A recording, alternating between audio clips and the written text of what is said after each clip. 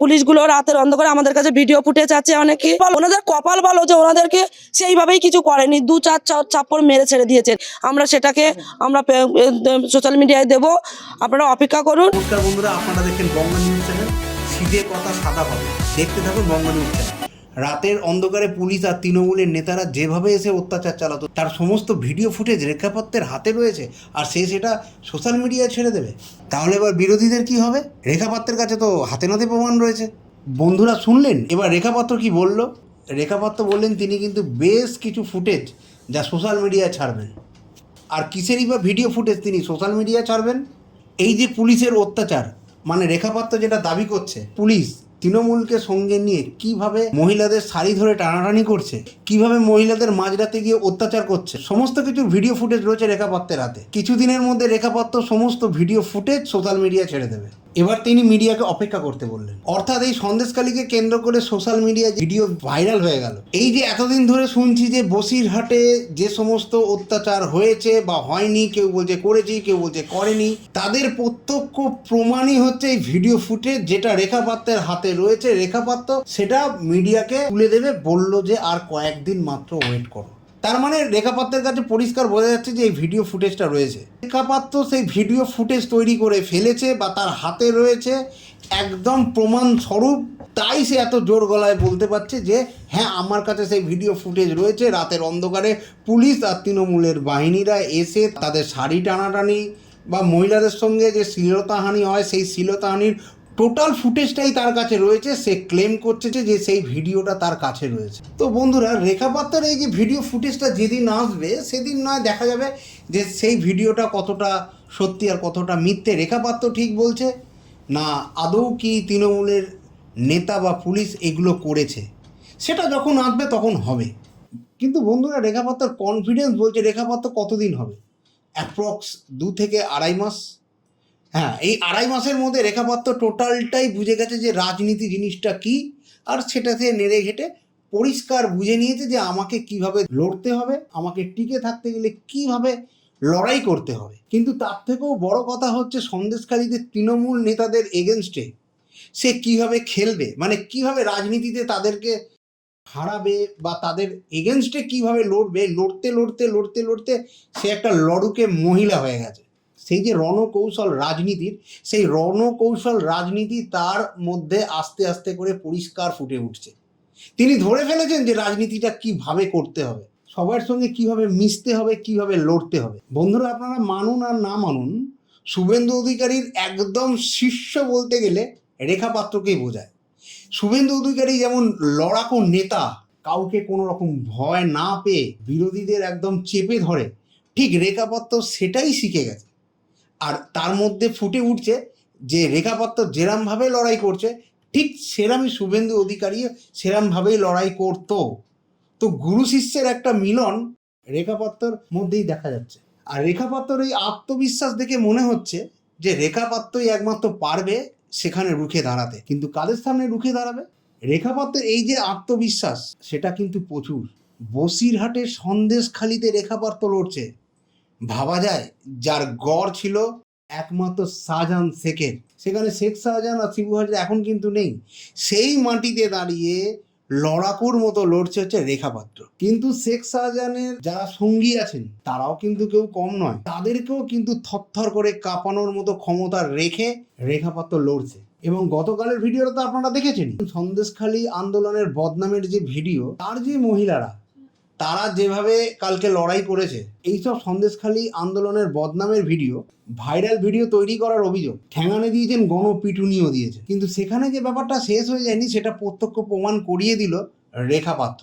তিনি আজও লড়ছেন আর লড়বেনও। সেখানে কিন্তু রেখাপাত্র আবার নতুন করে দাবি, নতুন করে আত্মবিশ্বাস, নতুন উদ্যমে ঝাঁপিয়ে পড়া, প্রচারে বেরিয়ে পড়া, লোকের কাছে যাওয়া, লোকের কাছ থেকে আশীর্বাদ নেওয়া, সেটাতেই কিন্তু পরিষ্কার হয়ে যাচ্ছে। রেখাপাত্র এই যে রণমূর্তি, রণচণ্ডীর যে রূপ, সেখানকার যে স্থানীয় তৃণমূল বিধায়ক সুকুমার মাহাতো, তিনি পরিষ্কার মিডিয়ার সামনে যে বাইট দিয়েছে তাতে পরিষ্কার বোঝা যাচ্ছে যে তিনি একটু হলেও ভীত হয়ে রয়েছে, একবারে নিজেকে সে গুটিয়ে ফেলেছে। সেটা যে সুকুমার মাহাতো মিডিয়াতে যে বাইট দিয়েছে তাতে পরিষ্কার ধরা পড়ে যাচ্ছে। গতকাল যে গণপিটুনির ঘটনাকে কেন্দ্র করে সুকুমার মাহাতো তার সুর নরম করে ফেলেছেন, আর উল্টো দিকে দেখা যাচ্ছে যে রেখা পাত্র এখনো যেরকম ভাবে রেগে রয়েছে, তীরে রয়েছেন, বা তার জোশ, রেখা পাত্র যে বাঘিনী হয়ে উঠছে সেটার কিন্তু বেশ একটা বড় প্রমাণ পাওয়া যাচ্ছে। বন্ধুরা, এই ভিডিও ফুটেজ দেখলে আপনি বুঝতে পারবেন যে রেখা পাত্র কীভাবে টকবক টকবক করে ফুটছে, আর অন্যদিকে কিভাবে তৃণমূলের নেতারা সামাল রব দেওয়ার চেষ্টা করছেন। চলুন দেখি সেই যেটা হয়েছে। রেখা পাত্র আজকে থানা ঘেরা অভিযান ছিল, সেখানে উস্কানি ছড়িয়েছে। উস্কানি ছড়িয়ে আমরা যেখানে মিটিং করছিলাম, খুলনা অঞ্চলের 10-20 জন নিয়ে একটা মিটিং করছিলাম, তো সেখানে এসে অতর্কিত আক্রমণ করে। এটা কোনো রাজনৈতিক শিষ্টাচার? এটা বিজেপি তারা করছে, করুক, আমরা তৃণমূল করছি, তাহলে আমাদের মিটিংয়ে করতে দিচ্ছে না। এইটা যদি রাজনৈতিক শিষ্টাচার হয়, আপনাদের যদি দরকার থাকে গঙ্গাধর কলকে জিজ্ঞেস করুন ভিডিও কিটা সত্য না মিথ্যা। গঙ্গাধর কলকে নিয়ে আসুন সন্দেশখালীতে। আপনার সামনে আপনার দলের কর্মীকে বেধড়ক মাটিতে ফেলে মারা হলো। দেখুন, এখানে কেউ প্ররোচনা দিয়েছে, আমরা তো নিজের হাতে আইন তুলে নিইনি। সন্দেশখালী অনেক কর্মী আছে, তারা কোনোদিন বলেছি সন্দেশখালীতে কোনো অন্যায় অত্যাচার হবে না, সন্দেশখালী কোনো গন্ডগোল হবে না, সন্দেশখালী কোনো মারপিট হবে না।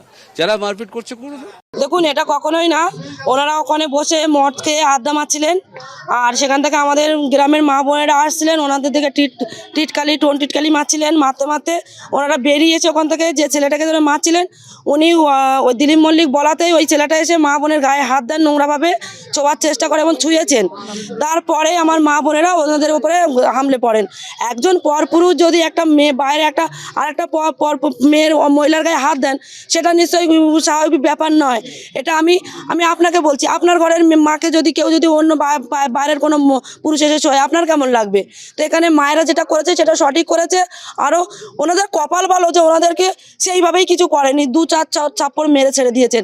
আর সেটা নিয়ে দিলীপ মল্লিক কালকে রাত্রে সেই ছেলেটিকে নিয়ে এসে প্রত্যেকের নামে, মহিলারা মেরেছে তাদের বেটা ছেলেদের নামে কেস দিয়েছেন, দিয়ে বাড়ি ভাঙচুর করেছেন, সোনা দানা টাকা পয়সা লুট করেছেন এবং তাদের শাড়ি ধরে টেনেছেন, তাদের গায়েও হাত তুলেছেন। দিলীপ মল্লিকের সহযোগিতায় এই থানার পুলিশেরা, যে পুলিশগুলো রাতের অন্ধকারে আমাদের কাছে ভিডিও ফুটেজ আছে অনেকে, আমরা সেটাকে সোশ্যাল মিডিয়ায় দেব, আপনারা অপেক্ষা করুন। আর মা বোনেরা আজকেরই যাবে ওদের নামে এফআইআর করতে সন্দেশখালী থানায়। আর সন্দেশখালী থানা যদি না নেয়, আমরা ডাইরেক্ট এটা আমরা হাইকোর্ট করব। বন্ধুরা, তোমরা বুঝতেই পারছো তৃণমূলের নেতা সুকুমার পাত্র কি বলল। সুকুমার পাত্র এটাও নিজের মুখেই স্বীকার করছেন যে সন্দেশখালীতে তৃণমূল নেতারা আর মিটিং করতে পারছে না। এবং সুকুমার পাত্র নিজের মুখে এটাও স্বীকার করছেন যে তৃণমূলের যে নেতারা তারা সন্দেশখালীতে ঠিকঠাক করে মিটিং পর্যন্ত করতে পারছে না। তো বন্ধুরা, কি বুঝলেন?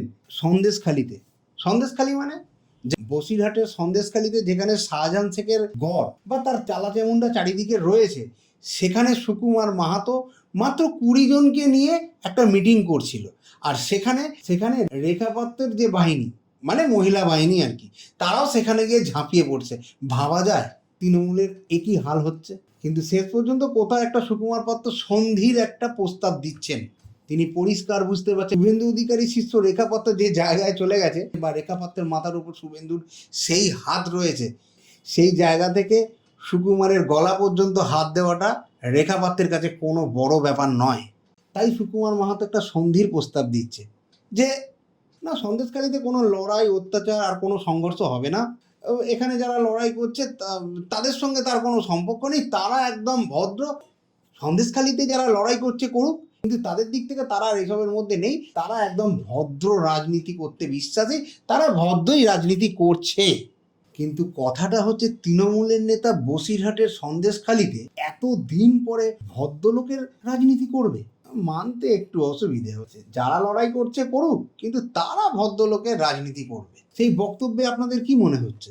সুর তো নরম করেই ফেলেছে। সুকুমার মাহাতো বলছেন যে তৃণমূল নাকি সন্দেশখালীতে মিটিং করতে পারছে না।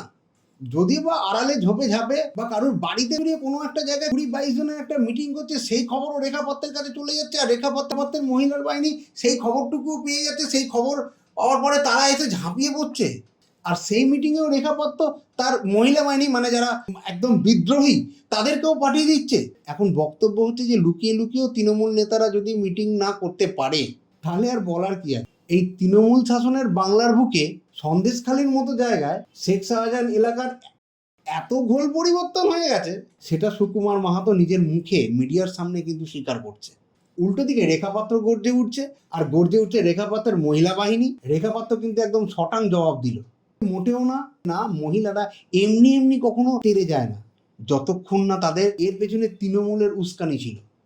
মদ খেয়ে মহিলাদের ওপর অত্যাচার করতে এসেছিল, তাদের শিলতাহানি করতে এসেছিল, শাড়ি ধরে টানাটানি করেছিল। মদ খেয়ে তৃণমূলের নেতারা টোন টিটকারি করছিল, এই কারণে পাল্টা জবাব দিতে গিয়ে মহিলা বাহিনীরা তাদের উপর চড়াও হয়। এটা কিন্তু রেখাপাত্রের দাবি। এখন কার দাবি সত্যি আর কার দাবি মিথ্যে সেটা পরের কথা। আমরা যেটা এই ভিডিওতে আলোচনা করতে চাইছি, তাহলে কি সন্দেশখালী একদম পুরোটাই কি পাল্টে গেল? সন্দেশখালী এলাকা কিংবা এই বসিরহাট লোকসভা এলাকা, সেই লোকসভা এলাকায় গতকাল তৃণমূল বিধায়কের সামনে তৃণমূলের নেতারা মার খেলো, আর সেটা বিধায়ক দাঁড়িয়ে দাঁড়িয়ে দেখলো। তৃণমূল বিধায়ক সন্ধির প্রস্তাব দিচ্ছেন, শান্তির প্রস্তাব দিচ্ছেন, আর উল্টো দিকে রেখাপাত্র গর্জে উঠছে। উল্টে রেখাপাত্র জোর গলায় বলছে তার কাছে সমস্ত কিছু ভিডিও ফুটেজ রয়েছে, কিভাবে অত্যাচার করা হচ্ছে, কিভাবে রাতের অন্ধকারে শাড়ি ধরে টান দেওয়া হচ্ছে, মহিলাদের সঙ্গে শ্লীলতাহানি হচ্ছে, সমস্ত কিছুর ভিডিও ফুটেজ রয়েছে রেখাপাত্রের হাতে। সমস্ত কিছু ভিডিও ফুটেজ তার কাছে রয়েছে। শুধুমাত্র সেই ভিডিও ফুটেজ থাকার জন্যই কি বিরোধী দলনেতা থমকে যাচ্ছে বা শান্তির প্রস্তাব রাখছে? এত কিছু ঘটে যাচ্ছে, কিন্তু যাকে বসিরহাটে এবার তৃণমূল টিকিট দিয়েছে সেই হাজী নজরুল ইসলাম ঘটনা ঘটার এতক্ষণ বাদেও কোনো একটা কথা বলতেও শোনা গেল না। তাহলে কি এখানেই ধরে নেওয়া যেতে পারে যে সন্দেশখালীর ছবিটা টোটালি বদলে গেছে?